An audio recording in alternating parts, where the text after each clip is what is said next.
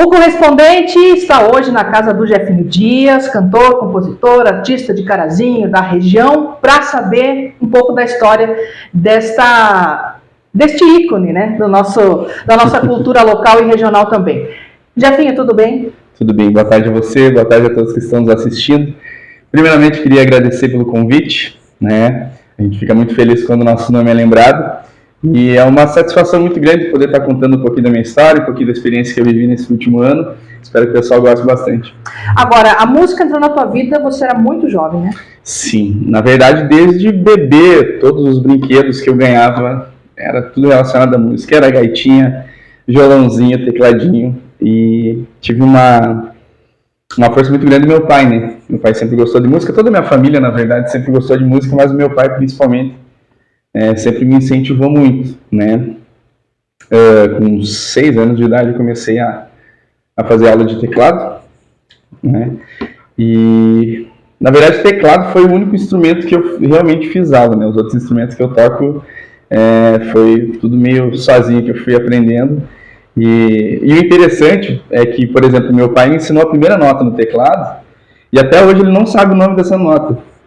Era bem fácil de fazer, né? Eu usava as 3 teclas pretas lá, ele me ensinou, ele ia me ajudando pelo som, né?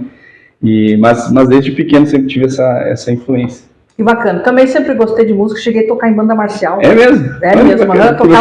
Tocava clarinete. Eu e minha irmã éramos as únicas meninas da banda marcial de Lagoa dos Três Cantos há um tempo atrás. Aliás, quando a banda foi fundada, nem sei que ano era, mas faz muito tempo. Hein? E você trouxe pra gente fazer uma música junto? Não trouxe, eu acho que eu não sei tocar mais. Isso é igual andar de bicicleta. Pois é. Pode demorar mais. Eu acho que se ensaiar, acho que dá pra lembrar. Também toquei violão gostava bastante, enfim.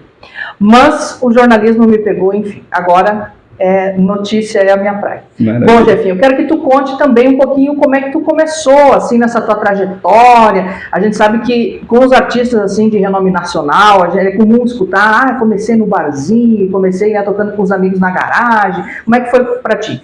Então, como eu comentei, como eu comecei muito cedo, aí eu comecei a participar do coral, né, banda municipal, toquei também. E aí, com 11 anos de idade, eu entrei na primeira banda, né? Teve algumas outras bandas que até fazia uma participação ali no meio do show. E o engraçado é que quando... eu sou de Selbach, né? Moro em Carazinho, mas eu sou natural de Selbach. E na época, quando tinha a festa, né, do ano da cidade lá, o meu pai sempre fazia um esforço muito grande para eu poder estar participando, tocar uma música ou outra lá. E eu odiava isso. Eu pensava, poxa vida, todo mundo brincando, eu tenho que estar cantando. E aí, com 11 anos, então, eu comecei na primeira banda, que era uma banda gaúcha. Eu tocava teclado na época. E aí depois eu fui passando. Tinha várias bandas na região, né? Aí depois eu fui para uma banda de Itapera. Aí depois eu passei por mais umas 2 bandas em Itapera. Aí depois eu fui para outra banda de Lagoa. Aí eu fui fazendo a região, né? Uhum. E aí depois para uma banda de Não Me Toque. E aí com 14 anos que eu entrei então em uma banda aqui de Carazinho na época. Mas até esses 14, 15 anos eu não cantava apenas, né? Eu tocava teclado, eu era tecladista, até cantava um pouco, mas não... Era mais no teclado. Mas eu sempre tive essa vontade de estar na frente, estar cantando, estar conversando com o pessoal. E aí eu ficava mais atrás, né, tocando, fazendo a base ali. E a segunda voz, até que com uns 14 anos, então eu tive a oportunidade. Na época a gente falava de fazer teste, né? A banda fazia um teste, se você passasse no teste, você era contratado. E aí, essa banda, então, que eu fiz o teste para cantar, era uma banda de bandinha, banda de bailão, né? E a gente fazia muito evento social, muita formatura, enfim. Aí depois dessa banda, eu fui para uma banda de forró, cantei forró também, fui um pouquinho para cada lado. E aí depois dessa banda de forró, eu morei um tempo em São Miguel do Oeste, Santa Catarina, cantei uma banda de lá também, inclusive meu amigo Jefferson Rodrigo Felipe, se estiver me assistindo, um grande abraço, aprendi muito com esse cara. E aí depois, então, quando eu voltei, que passei mais 2 bandas ali, né, porque eu tinha que estar passando pra lá e pra cá. Aí eu decidi montar, então, a minha carreira solo, trabalhar o meu nome. Ah, bacana. Agora, como é que é a vida na noite, assim, ter que viajar para outras cidades para se apresentar? Não deve ser fácil. Você sabe que hoje em dia como eu mesmo faço a minha agenda, né? Então, hoje em dia, graças a Deus, a gente tem essa opção de escolher o dia que você vai trabalhar, né? Hoje em dia eu sou casado e tal, então você tem que ter esse cuidado, né? Para poder estar presente em casa também. Mas muito tempo, assim, sem poder passar o aniversário, né, do pai, da mãe, sem poder, às vezes, eu me lembro muito bem, eu já estava com o meu projeto solo, a gente foi tocar no Natal. E aí eu lembro que a gente passou o som lá, porque é um trabalho que a gente chega cedo e sai muito tarde, né? Porque a gente tem que chegar antes, todo mundo tem que passar o som, tem que deixar tudo ajeitado para na hora do show, então tá tudo ok para dar tudo certo. E aí quando era Natal, então a gente passou o som e a gente foi caminhar um pouquinho, e os meus músicos. E aí a gente caminhando ali, conversando e tal, e a gente vendo, né? Todo mundo reunido com a família, né? E a gente ali. Obviamente, nós recebemos esse dom e a gente tem a felicidade de conseguir trazer alegria para as pessoas também, né? Com isso. E, obviamente, a gente fez o nosso trabalho com todo carinho, né? Mas a gente sentia falta um pouquinho disso. Então, hoje em dia, graças a Deus, conseguindo fazer a minha agenda, então a gente pode escolher um pouquinho mais as datas que a gente vai trabalhar, aniversário, alguma coisa assim, a gente já dá uma segurada, né? Mas eu vou te dizer que a vida na noite em si é muito diferente, assim, é só vivendo isso para saber mesmo. Porque o pessoal acha, mas nem cansa, tu tá trabalhando numa festa. Justamente, a gente está trabalhando numa festa, a gente não tá isso, exato. Né? Diferente de você estar com teus amigos, estar com a tua família, todo mundo num ambiente, né? E a gente não, por exemplo, tem alguns eventos, casamento, formatura, que a gente trabalha bastante também, que às vezes a gente fecha tudo, a gente fecha sonorização, iluminação, o DJ, a recepção da festa, dos convidados, no caso, o show depois. Então, tu fica na tensão ali o tempo todo, né? Então, você não está se divertindo, entre aspas, né? Você está realmente focado ali para dar tudo certo, né? Mas, ao mesmo tempo, é muito gratificante, né? Você vê... eu sou um artista pequeno, né? Mas mesmo sendo pequeno, eu vejo muita gente acompanhando, muita gente torcendo sempre. E eu acho que isso é o de mais precioso que a gente recebe. Né? Até porque você tem muitos alunos, né? Você ensina a tocar, a cantar. Fala um pouquinho desse trabalho aí com o pessoal que quer aprender a música. Pois é. Então, fazem mais de 10 anos que, como eu comentei, eu morava em Santa Catarina. Quando eu voltei, eu decidi iniciar as aulas de teclado, né? Que até os 17, 18 anos eu só tocava teclado, não tocava nenhum outro instrumento. E aí comecei com alguns alunos de teclado, e o pessoal pedia aulas de violão também, né? Mas eu não sabia tocar violão bem, até hoje não sei, só enrolo.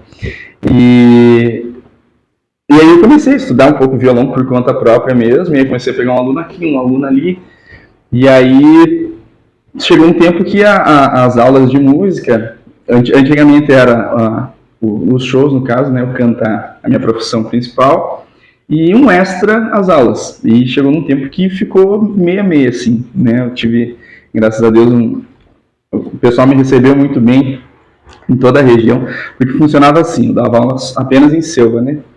E aí, de Selva, teve um aluno de Espumoso. Aí esse aluno de Espumoso falou para outros alunos de Espumoso, então eu comecei a dar aula nas duas cidades. Da mesma forma, quando eu comecei a dar aula no interior de Selva também, foi indo assim, sempre no boca a boca. No total, nesse último ano, eu estava dando aula em 7 cidades. Era uma correria para lá e para cá, para lá e para cá. E hoje, fazem então mais de 10 anos que eu estou dando aula, eu acho muito bonito assim quando eu vejo alguns alunos meus lá do começo, né, que ainda estão tocando. Esses dias eu vi que tem uma aluna minha que hoje em dia dá aula de música também. Que legal! Né, então é muito gratificante. E você vê, eu tenho alunos de todas as idades. Né? A grande maioria são pequenos, né? E eu sempre trabalhei com todas essas idades, indiferente da criança saber ler já ou não, né? Porque para cada um eu trabalho de uma forma diferente. Eu acho que talvez esse seja um diferencial, né? Primeiro que eu dou aula a domicílio, então você não precisa tirar o filho de casa, né? Hoje está chovendo, por exemplo, eu preciso tirar o filho de casa na chuva e tal. A aula é feita em casa. E segundo que para cada aluno tem um método diferente, né? Se for pegar o caderninho de cada um dos alunos e botar um do lado do outro, é completamente diferente, né? Por quê? Porque cada um aprende de uma forma diferente. Eu tenho alunos que não sabem ler. Então tem aluno que, por cor, ele consegue entender mais. Tem outros que eu uso mais o desenho, tem outros que eu uso os números. Então, para cada um eu faço um trabalho diferente. E cada aluno também aprende o estilo musical que gosta, né? Tem aluno que toca sertanejo, tem aluno que gosta de música gaúcha, tem aluno que toca rock, entende? Então, cada aluno aprende o estilo que quer. Eu sempre pensei assim, se você está tocando um estilo que você gosta, você vai se dedicar, você vai ter vontade de tocar. Se é uma música que você não gosta, né, a gente já deixa de lado ali. Então eu procuro fazer esse trabalho um pouco diferente, né, do geral. Bacana. Agora, o ano passado tu teve uma grande experiência na tua vida. Como é que tu foi parar no Faustão, cara? Então, nem eu sei. Não, eu costumo dizer que o ano passado para mim foi um dos melhores anos assim da minha vida, principalmente na parte profissional.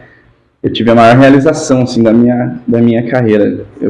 A gente sempre assiste os programas, enfim, e a gente sempre tem o pensamento de que eu sou do Rio Grande do Sul, sou de cidade pequena, né? Interior do interior. Às vezes a gente tem essa mentalidade, né? E acaba muitas vezes se privando de se arriscar, né? A gente tem que sonhar. Obviamente sempre com os pés no chão, mas a gente tem que sonhar. E aí o que aconteceu foi o seguinte, teve um amigo meu que ele tá hoje em dia, acredito que é a maior banda do Brasil que ele está participando, que é o Mateuzinho, ele é de Passo Fundo, e ele está tocando hoje em dia com o Gustavo Lima. Então você vê, um cara de Passo Fundo tocando com o maior ídolo do sertanejo da atualidade, né? E amigo nosso, e aí um dia eu conversando com ele e tal, parabenizando, e ele falou, cara, os sonhos a gente tem que acreditar e tal, enfim. E ele falou uma coisa muito bonita, assim, porque realmente o que acontece? Graças a Deus eu consigo me manter tranquilo, assim, cantando e tal. E só que passa um certo tempo que às vezes a gente para um pouquinho de sonhar e a gente bota mais o pezinho no chão, não, eu vou trabalhar para sustentar, para conseguir as coisas, e é isso aí. Né? E depois que ele me falou isso aí, virou a chave assim na minha cabeça. E aí, por coincidência, eu acabei pegando o vírus, que todo mundo praticamente pegou, e aí eu estava isolado no quarto, e aí eu vi que as inscrições para o programa do Faustão e tal estavam se abrindo, ele ia revelar o novo astro do sertanejo. E foi só isso que eu li. E aí eu entrei no regulamento e me inscrevi. Aí tinha que gravar um vídeo, então, cantando uma música e tal, e postar no YouTube e mandar para eles. Como eu achava que, de repente, nem iam ver meu vídeo, eu peguei um vídeo que já estava pronto no YouTube, lá cantando com a camisa do Grêmio, nada preparado nem nada, e mandei. E aí, uns dias depois, a gente estava em casa, aí minha esposa, e aí meu telefone tocando e tal, aí, opa, aqui é o produtor do programa do Faustão e tal, isso lá na sexta-feira. Na segunda-feira vai ter uma audição em Porto Alegre, na Band em Porto Alegre, você está afim de participar? Bora. Tanto que a minha namorada nem sabia que eu tinha me inscrito. E aí eu fui na segunda-feira então para Porto Alegre. E aí, só que lá a dinâmica foi muito interessante, porque o que acontecia? A dinâmica era diferente, você tinha que mandar uma lista, né, com algumas músicas, se caso você passasse, que você gostaria de cantar, e preparar 3 músicas para cantar lá, ao vivo ali para o pessoal ver, para os produtores lá. E aí aí do Rio Grande do Sul, no total, pelo que o produtor me falou depois, eu acho que passaram cerca de 10 do Rio Grande do Sul para essa próxima etapa, que era a etapa da audição. Segundo eles, foram mais de 5 mil inscritos. Nossa! De todo o Brasil. E aí, desses 5 mil, eles selecionaram 168. Né? Desses 168, então 10 eram gaúchos. E aí, eu, como bom desastrado que sou, cheguei lá, a primeira coisa que eu fiz foi, quando fui tomar água, eu tava tranquilo, assim, não tava nervoso, mas por desastrado mesmo, virei a água toda na calça, eu pensei, meu Deus do céu, já comecei, né? Começou bem, né? Aí fui lá, fiz a audição, aí eu cantei realmente uma música que eu tinha preparado, e depois o pessoal pedia, canta tal música, canta tal coisa, e aí eu ia fazendo lá com eles. Mas foi super tranquilo, assim, o tratamento deles, assim, com a gente, desde o começo, assim, foi, nossa, 100%, sabe? E aí, então, passaram-se alguns meses, aí o produtor me ligou, e a gente naquela expectativa, né? Passei, não passei. Aí o produtor ligou e falou, cara, infelizmente a gente já preencheu as 24 vagas, você fica pro próximo ano, né? Aí tá, eu já me entristeci, né? Aí eu falei, tá bom. Aí ele falou, cara, você não vai pedir pra ir? Mas o que vai mudar? Aí ele falou, não é brincadeira, você passou e tal. Ele falou, comemora, cara. Eu falei, mas agora eu já tô triste, né? E aí tive a felicidade, então, de estar participando. Fui um dos 24, fui o único gaúcho a participar, né? E desde que a gente chegou lá, como eu comentei, o tratamento deles com a gente foi excelente, né? Eles tratavam a gente com muito respeito, assim, muito carinho. A gente teve aula, todos os dias que a gente ficou em São Paulo, a gente tinha aula. Então a gente ia, ficava uma semana, a semana toda a gente fazia aula, no último dia da semana a gente gravava, né? Aí ia pra casa. Isso, aí voltava pra casa.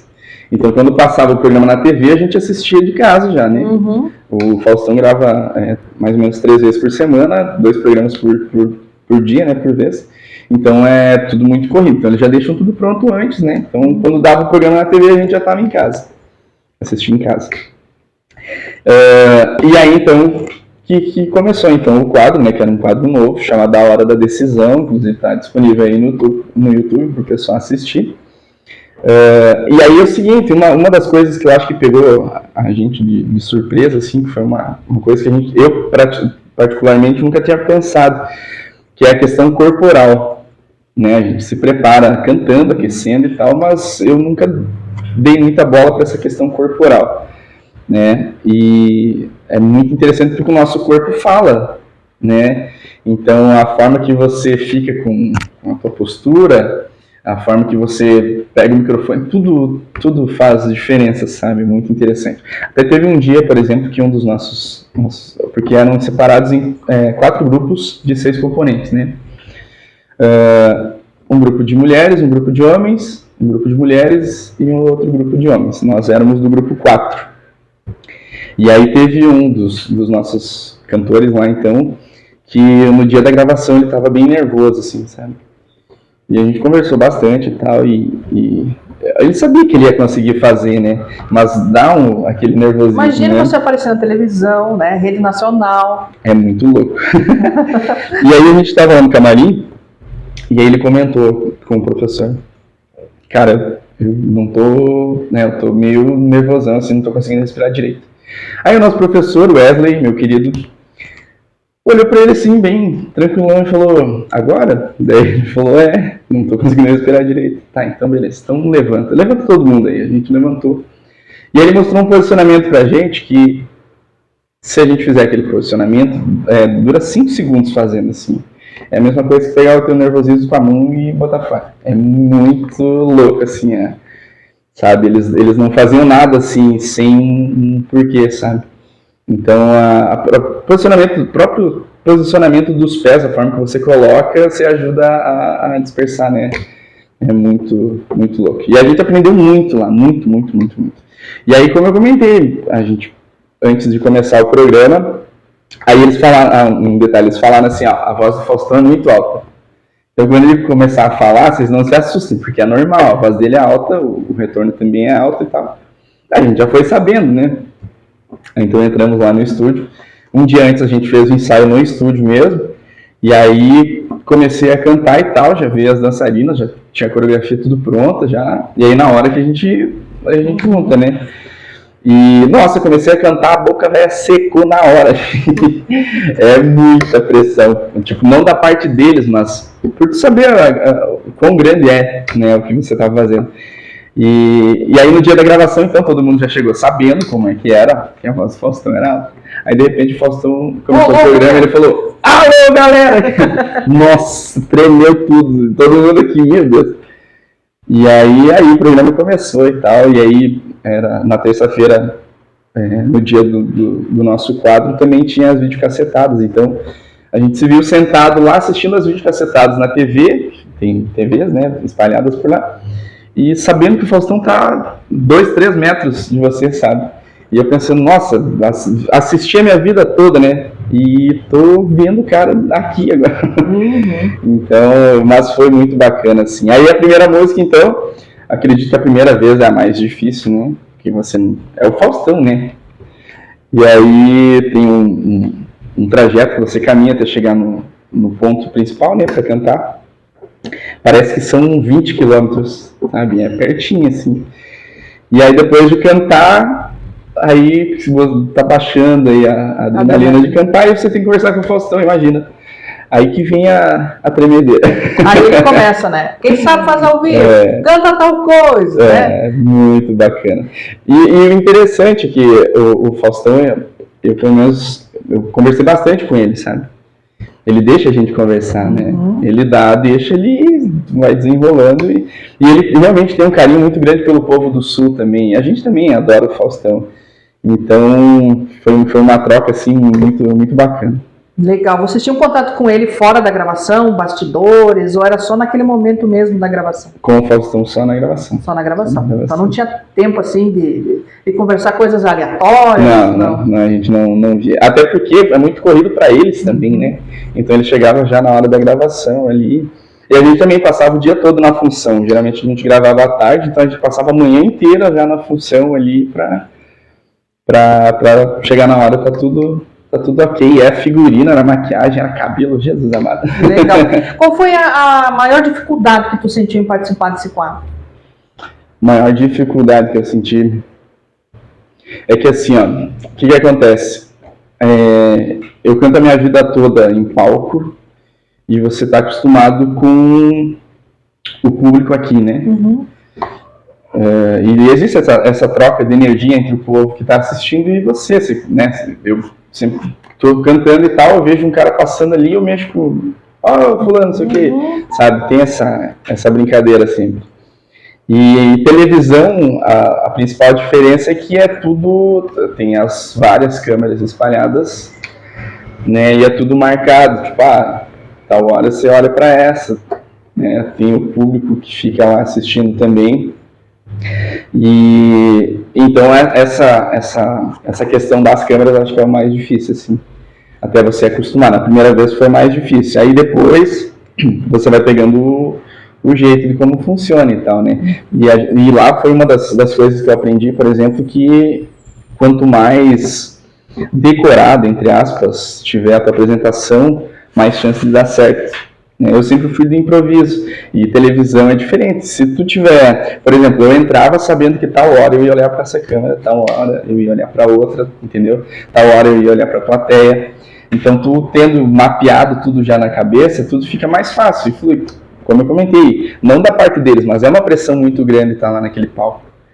Né? Então, quanto mais automático o teu corpo tiver... Até porque eles estão acostumados, né? Vocês, no caso, os participantes, é uma coisa nova para vocês. Vocês não fazem isso todos os dias? Né? E tem a questão de que, quando a gente está cantando lá, o programa é gravado, né? Mas a gente grava uma vez só. Se acontecer de você errar, foi. Né? Então, tipo, a gente bota uma vida na hora de cantar ali, né? De fazer... E então é essa questão, quanto mais, entre aspas, decorado o que você vai fazer tiver, mais fácil, né? Mais legal. Tranquilo. E era um quadro eliminatório, né? Isso. Até que momento você alcançou ali, até que ponto você chegou? Ele tinha, resumidamente, 2 etapas. Uma etapa solo, né? Cada um cantava sozinho, dentro desse grupo. E a etapa de duplas. Eu fui até a etapa solo. A etapa de duplas eu não participei. Essa primeira etapa, então, teve a apresentação. Eu acho que esse foi o grande diferencial desse quadro, né? Como, mesmo sendo de eliminação, porque eles deram a oportunidade de a gente chegar e se apresentar. Né? Tanto que depois a gente conversava um pouquinho com o Faustão no programa, mas o que realmente a gente pôde falar um pouquinho mais e tal, foi a primeira apresentação, né? E a gente contou de onde a gente vinha, conversou com o Faustão, ele pedia, a gente ia respondendo ali, e realmente a primeira foi uma apresentação, né? Para o pessoal conhecer quem era Jefinho Dias, o que Jefinho faz, enfim. E aí a segunda, então, foi a fase eliminatória, né? Que aí eram dos 6 do nosso grupo, passavam 2, e 4 ficavam, então, para a repescagem. Daí depois a repescagem, daí da repescagem 8, e dos 8 passaram 2, então, para a fase de duplas, né? Ah, legal.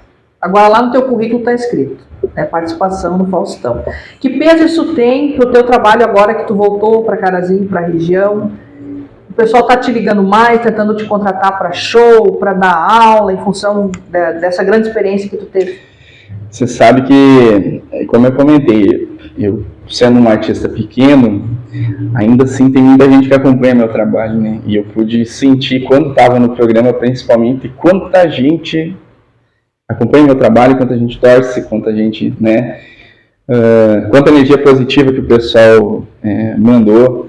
Eu, obviamente, fiquei muito feliz de estar representando o Rio Grande do Sul, e não só o Rio Grande do Sul, mas principalmente a nossa região, né? Uhum. Então, quando estava no programa que eu realmente pude ver a dimensão, né, disso. E, obviamente, é um programa a nível nacional, então muita gente assistiu, né?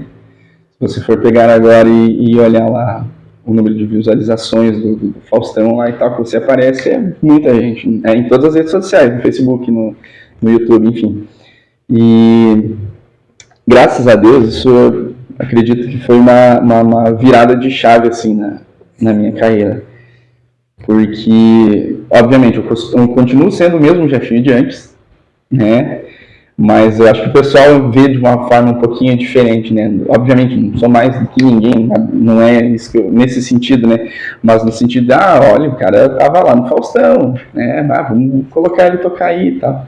Então a procura, graças a Deus, aumentou e deu para aumentar um pouquinho os valores também, tá bem bacana. A questão das aulas, também, quando eu estava no programa, eu tive que deixar um pouquinho de lado, né, as semanas que eu ficava lá, para conseguir dar conta. Mas a procura aumentou bastante também. E, como eu comentei, eu dava aula em 7 cidades, agora eu dou aula presencial apenas em Carazinho e na Metoque, né? E as demais cidades, então, a aula é online, né? Mas a procura está muito grande. Que bom. Que legal a gente ter essa valorização, né, Jefinho? É maravilhoso. Bom, a gente quer então encerrar essa entrevista, é claro, com você tocando um trechinho de uma música pra gente. Bora lá. O que tu gosta de tocar? Ou o que o pessoal mais pede? Eu vou cantar 2, pode ser? Vamos lá. Tá. Eu vou cantar primeiro uma das músicas que eu cantei lá, que é Batom de Cereja, que foi a primeira música que eu cantei. Eram eles que escolhiam as músicas, né? E essa música, pra mim, eu acho que marcou muito, principalmente pelo momento, né? Primeira vez que você tá aparecendo na TV e tal. Então, eu gosto muito dessa música. Então, até meus amigos lá do quadro brincam comigo. O cara do Batom de Cereja. Então, eu vou cantar um trechinho pra vocês. Parei com você desta vez. Será que agora eu vou passar a vez? Será que eu vou ficar de boa, pegando outra e vendo sem ficar com outra pessoa? Não vou não, já dispensei a gata que eu tava. Eu vim aqui pra beber e passar raiva, tô sofrendo demais. Cê tá batendo muito mais, se quiser cantar, fica à vontade. Enquanto o som do paredão toca, sem gastar seu batom de cereja, eu bebo cerveja, eu bebo cerveja. Enquanto o som do paredão toca, sem gastar seu batom de cereja, eu bebo cerveja, eu bebo cerveja. Muito bom, muito bom. E para encerrar, eu vou trazer uma das minhas músicas de trabalho, está disponível aí em todas as plataformas digitais, inclusive as músicas que eu cantei lá no Faustão também estão disponíveis aí no Spotify, só procurar por Jefinho Dias. E essa música aqui eu tenho um carinho muito especial por ela, que se chama Como Era Antes, é composição minha e do meu grande amigo Michael Negão, e é mais ou menos assim. Preste muita atenção, pois minha história agora vou te contar. Minha vida atualmente se resume em dar de carregar. Mesmo sabendo que isso não me leva a nada, sigo na mesma rotina. De boteco em boteco, bebendo até gasolina. Não é que eu me reconheço tudo que eu estou fazendo aqui. Depois que ela se foi, eu não consigo mais dormir. Por mais que eu tente ser forte e disfarçar meu sofrimento, quando acordo no outro dia bate um arrependimento.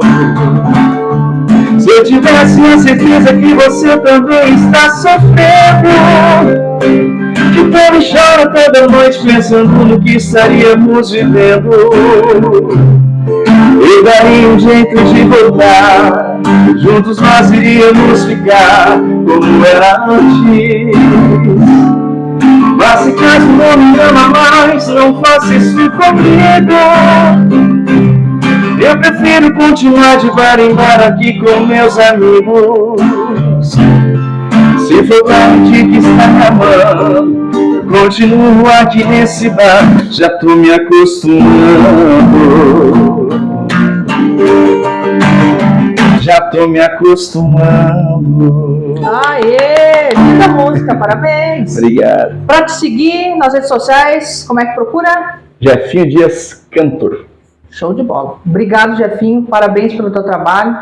É incrível a gente ter alguém aqui tão perto da gente que teve uma experiência enriquecedora, né, no centro do país, participando de um programa de televisão. Parabéns. Eu que agradeço mais uma vez pelo convite. E eu sempre digo isso nas entrevistas, principalmente para o pessoal aqui da nossa região. Vamos acreditar no sonho, vamos tentar fazer, porque se a gente não acreditar, quem vai? Né? Então, eu sou a prova viva que não importa de onde você vem, trabalhe, é a constância, né? Você tem que acreditar no trabalho, se empenhar que um dia Deus diz amém. Isso aí, vamos ouvir o conselho do Jefinho e correr atrás dos nossos sonhos, tá? Bacana demais essa entrevista de hoje, então, do Correspondente Play no YouTube com Jefinho Dias. Até uma próxima.